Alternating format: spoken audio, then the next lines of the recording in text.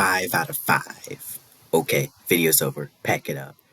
But seriously, Godzilla Minus One is a movie that deserves a lot of respect. It's a brave movie that explores survivor's guilt, PTSD, and an attempt to follow a shared community trying to move past the trauma that they've been through. Koichi is wrong. It was not him who let his men die, but his fellow men who chose to pull the trigger, attracting Godzilla's wrath.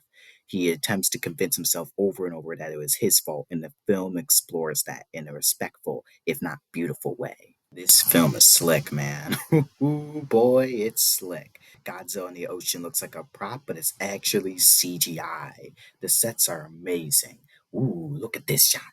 Ooh, look at that shot. Godzilla shooting his super duper big ass laser beam is amazing. Whoa, is that Jurassic Park? What? Is that Jaws? Now this movie's getting good. And the soundtrack? Ooh, mama, the soundtrack. This movie can't get better than this. It definitely can't. This is a masterpiece.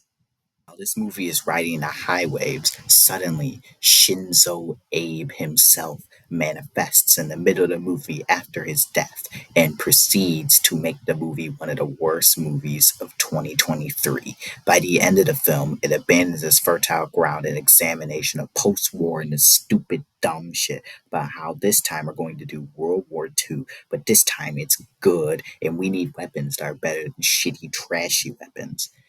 Was probably an American's first ever experience seeing Japanese World War II apologia. And people can't see it because it's hid under the fact Godzilla just nuked 5 trillion orphans on the other street. But when you actually research history, it turns out that Japan was killing a bunch of innocent people and doing awful things. Then it leads into the present day where Japan keeps denying this stuff because the government was bad back then or some bullshit. This characters literally agree that Japan did a lot of bad things in the war, but definitely not what I was thinking of.